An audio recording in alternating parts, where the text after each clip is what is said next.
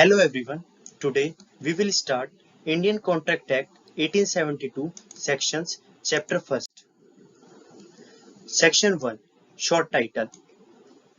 This act may be called the Indian Contract Act 1872.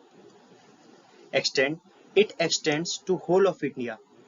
इसका मतलब ये कॉन्ट्रैक्ट एक्ट पूरे इंडिया के लिए बना है, पर आर्टिकल 370 के हटने से पहले ये जम्मू एंड कश्मीर में नहीं लगता था, पर उसके हटने के बाद ये पूरी इंडिया के लिए है।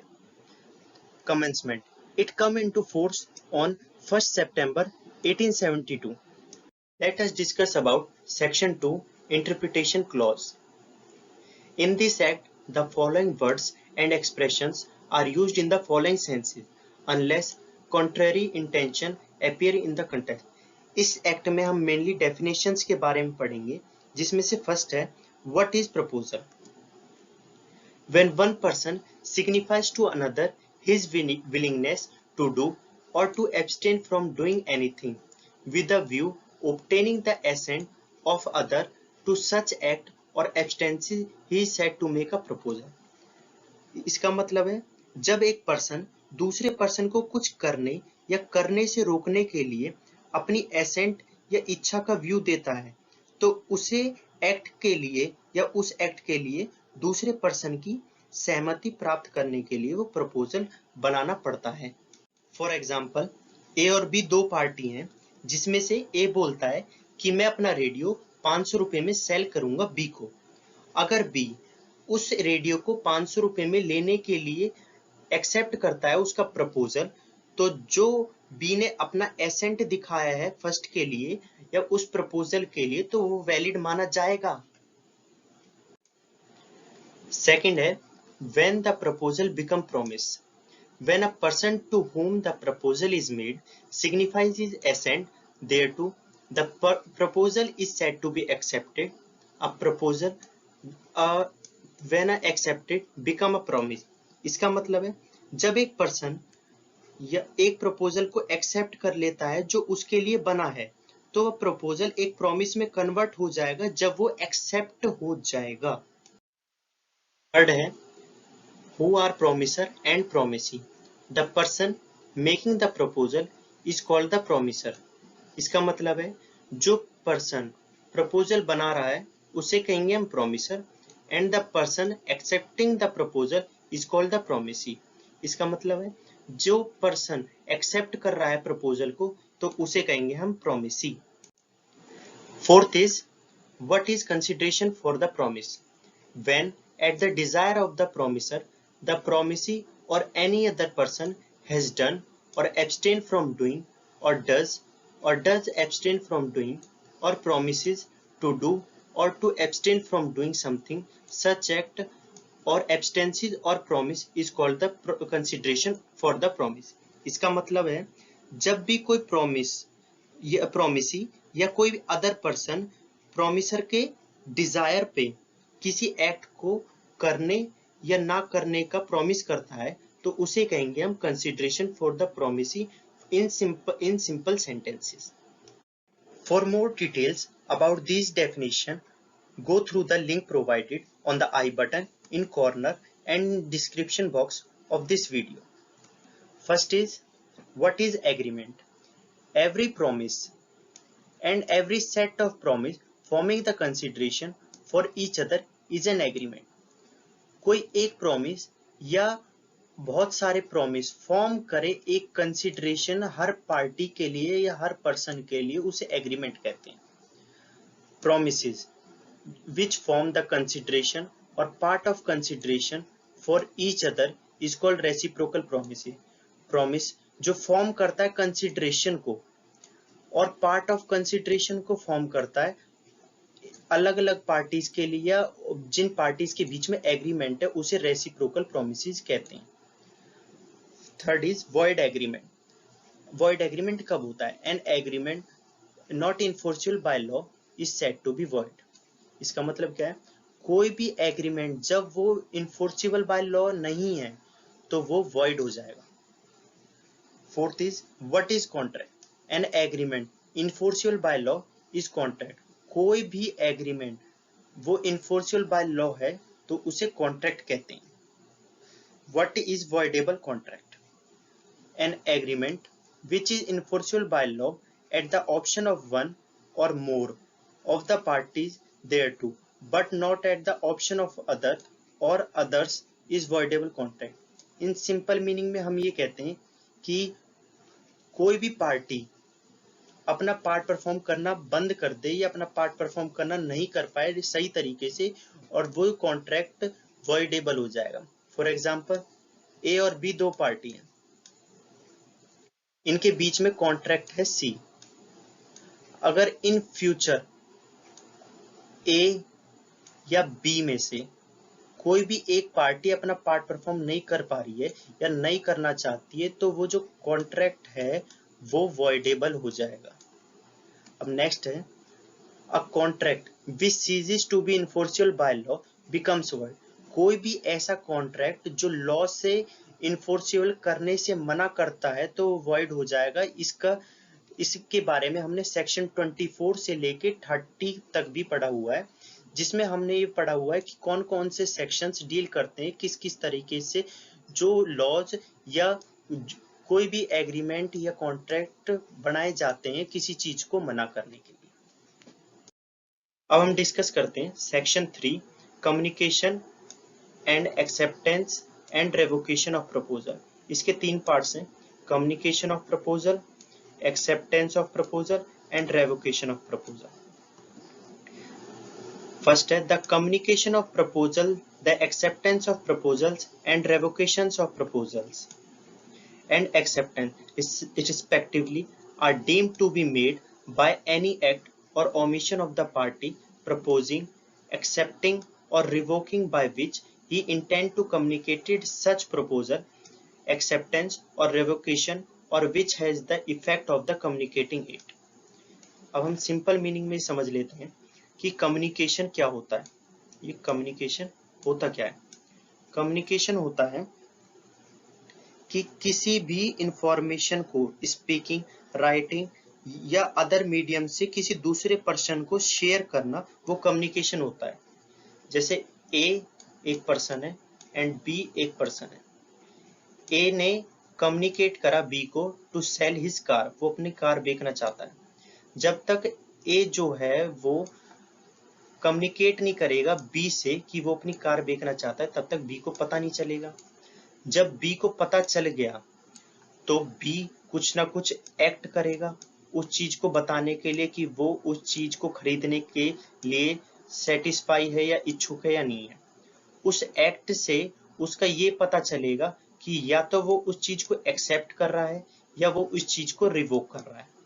ठीक है, अब ये हमें पता चल गया कि उसने एक्सेप्ट करा तो वो उस चीज को बी को बेच देगा, अगर उसने रिवोक करा तो वो उसे नहीं बेचेगा। नेक्स्ट है communication of acceptance. An offer is accepted when the acceptance is complete. Offer accept कब हो जाएगा? जब एक्सेप्टेंस इज कम्युनिकेटेड हो जाएगी।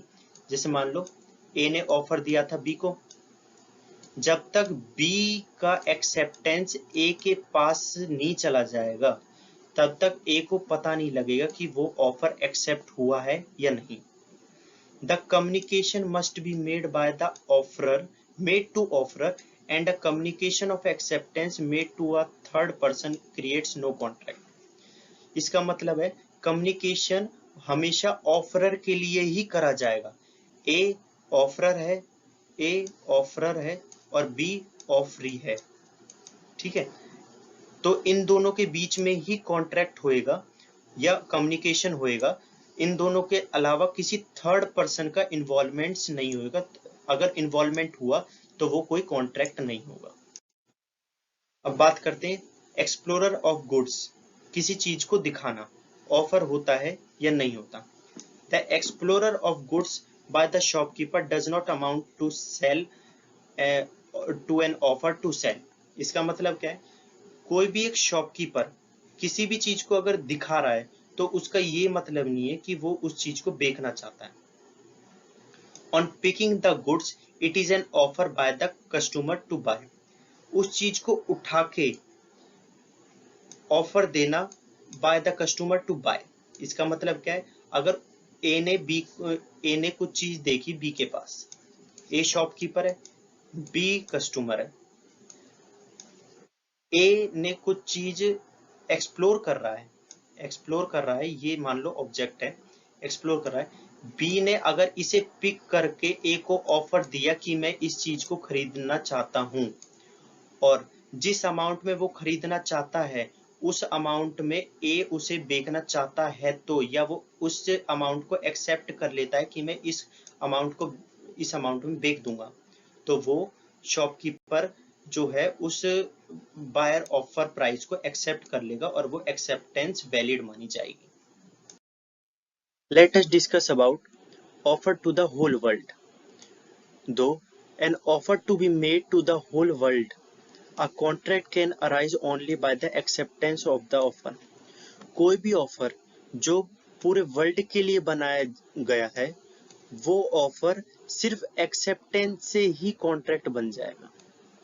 Hence, knowledge of the terms of the offer is the essential for the acceptance।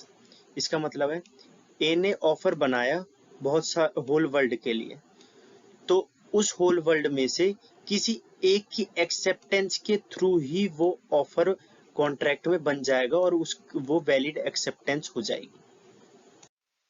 जैसे बताया, hence the knowledge of the terms of the offer is the essential for the acceptance। Thus, where a person sent his servant in search of his missing boy and the subsequently offered a reward to anyone who find the boy, the servant on finding the boy could not claim the reward, as his search for the boy could not regard it as the consideration for the promise of reward। इसका मतलब है, ए का लड़का गुम हो गया है और उसने अपने सर्वेंट बी को भेजा उसे ढूंढने के लिए। बी चला गया, उसके बाद ए ने ऑफर बनाया होल वर्ल्ड के लिए कि जो भी मेरा लड़का सन को ढूंढ के लाएगा तो उसे वो रिवॉर्ड देगा।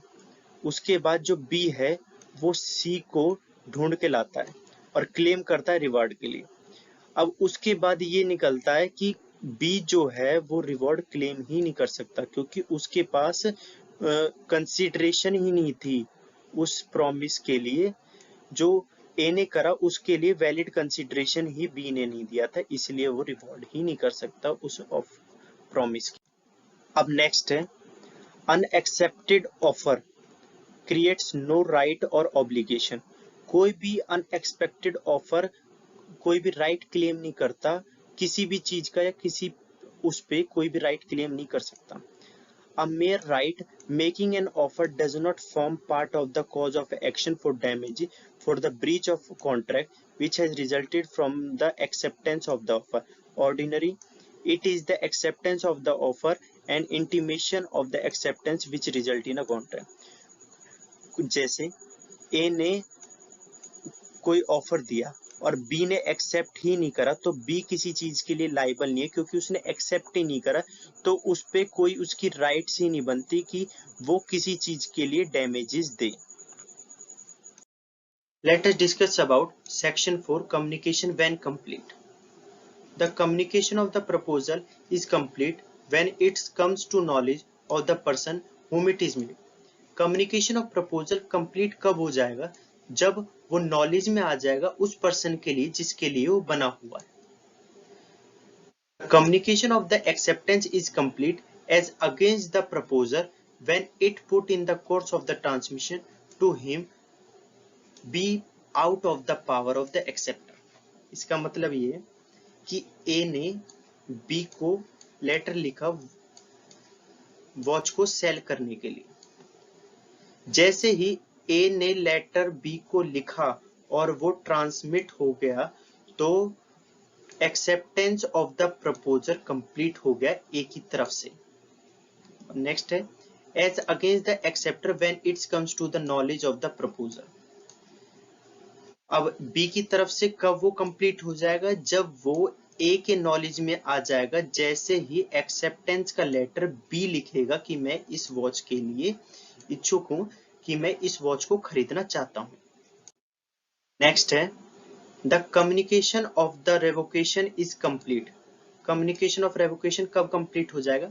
As against the person who makes it when it put in the course of the transmission to the person who make it is made, so as to out of the power of the person who makes it, as against the person to whom it is made when it comes to his knowledge। Simple ways में मतलब समझाते हैं। ए ने letter लिखा B को अपना house बेचने के लिए सर्टेन प्राइस पे। The communication of proposal is complete when B receives the letter. A का कम्युनिकेशन कब कंप्लीट हो जाएगा? जैसे ही बी रिसीव करेगा लेटर को। B accepts as proposal by the letter send by the post. B ने लेटर लिख दिया ए को कि बाय पोस्ट उसने लेटर लिख दिया। The communication of the acceptance complete कब हुआ? ए की तरफ से व्हेन द लेटर, जो ए ने लेटर लिखा था बी को, जब वो पोस्ट हो गया। और बी की तरफ से कब हुआ लेटर? जब वो ए को रिसीव हो गया। A revokes his proposal by the telegram. अब ए ने रिवोक कर दिया बी को टेलीग्राम से कि मैं अब बेचना नहीं चाहता। The revocation is complete as against when the telegram is dispatched। ए की तरफ से प्रपोजल जो है, रेवोकेशन जो है, वो जैसे डिस्पैच हुआ वो वैलिड हो गया। It is complete as against B when B is received it। अब B की तरफ से कब होएगा? जब B को मिल जाएगा।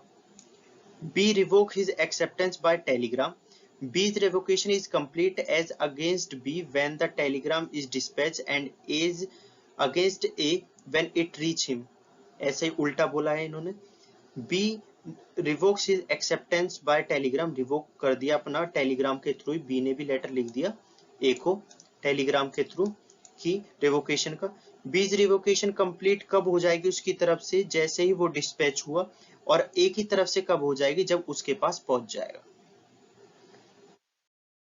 Let us discuss about Section 5 Revocation of the Proposal and Acceptance।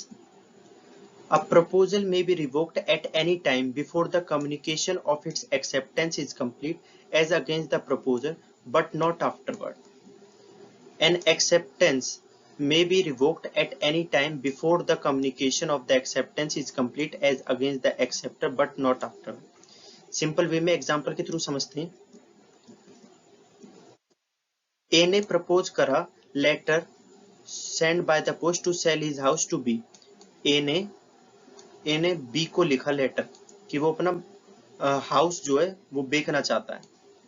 B ने एक्सेप्ट कर लिया proposal by letter send by the post. B ने फिर दोबारा लेटर लिख दिया एक्सेप्टेंस का ए को बाय पोस्ट से। ए may revoke his proposal at any time before at the moment when the B's post his letter of acceptance but not after।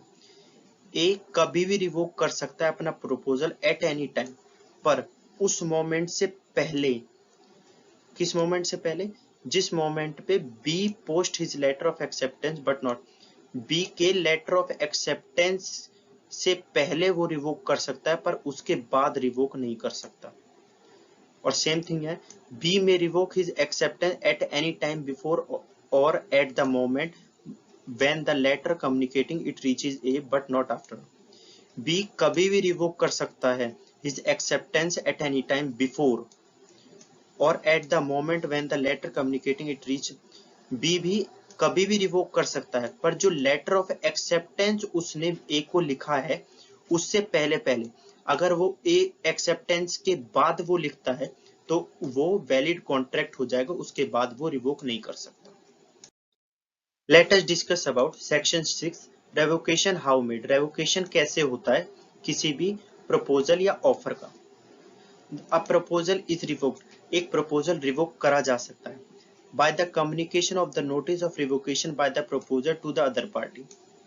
Proposer जिसने proposal बनाया है वो एक नोटिस के थ्रू जिस पार्टी को उसने प्रपोजल दिया है उससे कम्युनिकेट करके वो रिवोक कर सकता है।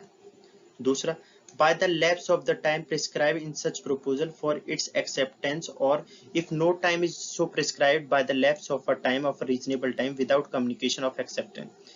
by the lapse of a time मतलब कि एक पर्टिकुलर टाइम लिमिट दी हुई थी कि इस टाइम के अंदर अंदर ही आपको एक्सेप्टेंस करना है या एक्सेप्ट करना है, उसके बाद आपका जो प्रपोजल है वो रिवोक हो जाएगा। थर्ड है by the failure of the acceptor to fulfil the condition precedent to acceptance. इसमें है कि मतलब फेलियर ऑफ द एक्सेप्टर है कि मतलब जिसने एक्सेप्ट करा है उसने कंडीशंस फुलफिल ही नहीं करी है, तो वो रिवोकेशन में चला जाएगा, रिवोक हो जाएगा। फोर्थ है बाय द डेथ और insanity of the proposer. Most important कि डेथ ऑफ द प्रपोजर, किसी भी जिसने प्रपोजल दिया है या ऑफर दिया है उसकी डेथ हो जाए। If the fact of the death or the insanity comes to the knowledge of the acceptor before acceptance, और before acceptance जो acceptor है उसकी knowledge में आ जाए तो वो revoke करा जा सकता है। Let us discuss about section 7. Acceptance must be absolute. In order to convert a proposal into promise, the acceptance must be. कोई भी proposal promise में convert होने के लिए जो उसकी acceptance है वो एक एसेंशियल कंडीशन पे होनी चाहिए कि वो एब्सोल्यूट होनी चाहिए और अनक्वालिफाइड होनी चाहिए। अब एब्सोल्यूट का मतलब है कि जो भी सर्टेन वर्ड्स लिखे गए हैं या बोले गए हैं वो क्लियर मैनर में होने चाहिए, जिसकी वजह से जो सेकंड पार्टी है वो उसे इजीली अंडरस्टैंड कर पाए। और अनक्वालिफाइड का मतलब है विदाउट एनी कंडीशन, बिना किसी कंडीशन के वो होना चाहिए। सिंपल वे में मतलब समझते हैं कि कोई भी प्रपोजल में अगर कोई भी शर्त रखी गई है कि आपको इस चीज को ऐसे ही इस्तेमाल करना है तो वो क्वालिफाइड हो जाएगी। और इसमें बात कही गई है अनक्वालिफाइड के लिए।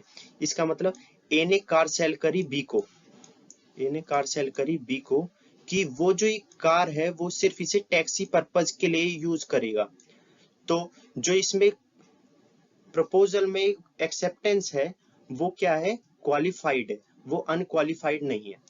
अब सेकंड है be expressed in some usual and reasonable manner. Be accepted in some usual and reasonable manner unless the proposal prescribes the manner in which is to be accepted. If the proposal prescribes a manner in which is to be accepted and the acceptance not made in such a manner, the proposal may within a reasonable time after acceptance is communicated to him, insist that his proposal shall be accepted in prescribed manner and not otherwise, but if he fails to do so, he accepts the acceptance. अब इसका simple मतलब में ये कि ऐसा कोई पक्का नहीं है कि कोई भी प्रिस्क्राइब मैनर है वो without any obligation of the parties है कि वो किसी भी प्रिस्क्राइब मैनर में दे सकती है अपना एक्सेप्टेंस। एग्जाम्पल है कि ए ने लेटर लिखा बी को किसी चीज को बेचने के लिए। अब बी के ऊपर है या तो वो उसे एसएमएस के थ्रू बता दे या उसे लेटर के थ्रू बता दे, जिसमें वो कन्वीनियंट महसूस कर रहा है उस बेसिस पे वो बता सकता है, अपनी एक्सेप्टेंस शो कर सकता है। अब नेक्स्ट है कमेंट्स।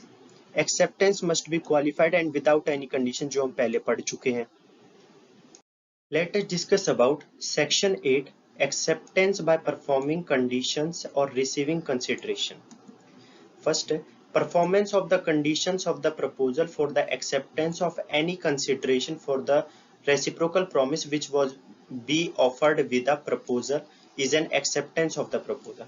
सिंपल वे में मतलब समझते हैं, ए प्रपोजल है, एक प्रपोजर है जिसने प्रपोजल दिया है, उसने प्रपोजल किसको दिया है, बी को। बी एक्सेप्टर है जो एक्सेप्ट कर रहा है उसका प्रपोजल, तो वो कुछ कंडीशंस देगा कि किस बेसिस पे वो कॉन्ट्रैक्ट कर रहे हैं या वो कैसे कैसे फुलफिलमेंट होगा या उसका कंसिडरेशन क्या होगा, वो किस अमाउंट में उस चीज को देगा। ये हो जाता है ये कंडीशन ऑफ प्रपोजल्स में। अब देखते हैं एक्सेप्टेंस बाय परफॉर्मिंग कंडीशन क्या होता है, कि एक्सेप्टेंस ऑफ कंडीशंस क्या होते हैं। जैसे इसे इरेज कर लेते हैं पहले। ए कोई भी पर्सन है, वो अपना पेन सेल कर रहा है बी को, और उसमें क्या कहते हैं, ए जो है वो कंसिडरेशन दिखा रहा है कि मैं अपना जो पेन है वो 15 रुपीज में सेल करूंगा, और जो बी है वो अपनी एक्सेप्टेंस क्या दिखा रहा है कि यस मैं इस पेन को 15 रुपीज में खरीदूंगा, तो ये क्या होगी, एक्सेप्टेंस ऑफ कंडीशन। जो कंडीशन ए ने प्रिस्क्राइब करी है उस प्रपोजल के लिए, उसने बी को एक्सेप्ट करा है। अब नेक्स्ट है comments. Performance by the act of interference of the acceptance, जैसे हमने अभी बात करी इस एग्जांपल के थ्रू। अब एग्जांपल वही है, हमने जैसे ये अभी लेट करा था, ऐसे ही है। The defendant company advertise that they would be pay £1000 to any person who use the carbolic smoke balls for a certain time.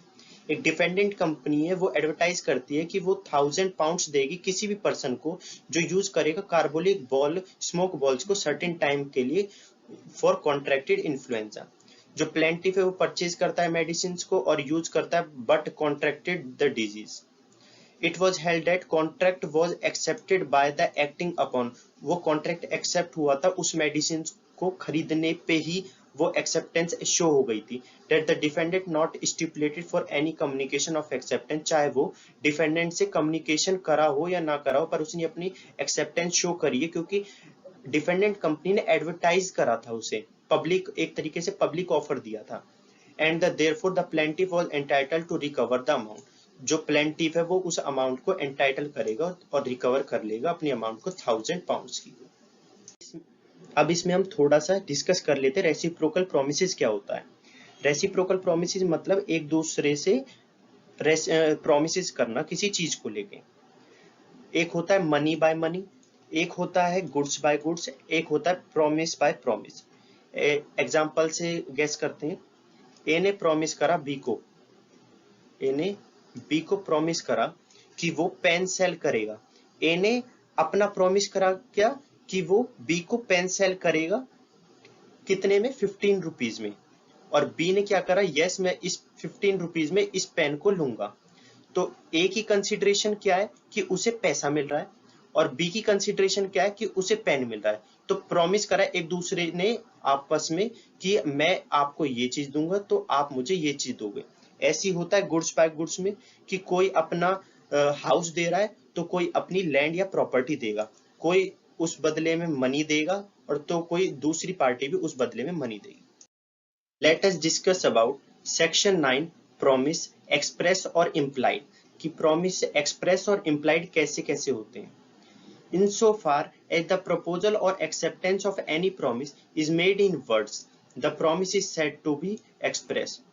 कोई भी प्रपोजल या एक्सेप्टेंस जो है किसी प्रॉमिस का, वो वर्ड्स के दौरान करा जाए, उस प्रॉमिस को हम कहेंगे एक्सप्रेस प्रॉमिस। और कोई भी प्रपोजल या एक्सेप्टेंस जो किसी प्रॉमिस का otherwise then in words, words के अलावा दिया जाए, उस प्रॉमिस को हम कहेंगे इम्प्लाइड प्रॉमिस। अब हम बात करते हैं एक्सप्रेस प्रॉमिस क्या होता है। एक्सप्रेस प्रॉमिस वो प्रॉमिस होता है जो रिटर्न इन वर्ड्स कहा गया हो और वर्बली बोला गया हो।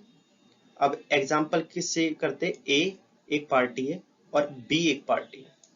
ए अपना हाउस बी को सेल करना चाहता है, और सेल करना चाहता है तो उनके बीच में एक कॉन्ट्रैक्ट बनता है जो रिटर्न डॉक्यूमेंट है।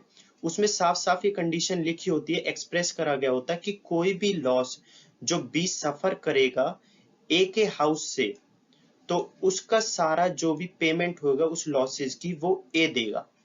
ये एक्सप्रेसली डिक्लेयर्ड करा जाता है, इसे कहते हैं हम एक्सप्रेस प्रॉमिस। अब हम बात करते हैं इम्प्लाइड प्रॉमिस क्या होता है। इम्प्लाइड प्रॉमिस वो होता है जो अदर देन इन वर्ड्स हो, जिससे हमें पता चले कि ये इम्प्लाइड प्रॉमिस है, पर इसकी एक और कंडीशन है। इम्प्लाइड प्रॉमिस एक तरीके से बिहेवियर या कंडक्ट से भी शो हो सकता है। फॉर एग्जांपल, एस कोई शॉप है, उसमें ओ ऑब्जेक्ट है और उस पे रेट मेंशन है, तो जो बायर है वो क्या कहते हैं, मनी प्रोवाइड करेगा शॉपकीपर को कि आई एम इंटरेस्टेड, मैं इस ऑब्जेक्ट को लेने के लिए इंटरेस्टेड हूं। तो जो मनी है, मनी उसका क्या है, कंडक्ट शो कर रही है, अंडरस्टैंड फ्रॉम कंडक्ट। इसका मतलब मनी जो है एक बिहेवियर उसका शो कर रहा है कि वो इस चीज को लेने के लिए इच्छुक है। For more updates subscribe Kanan laws and like, share and comments.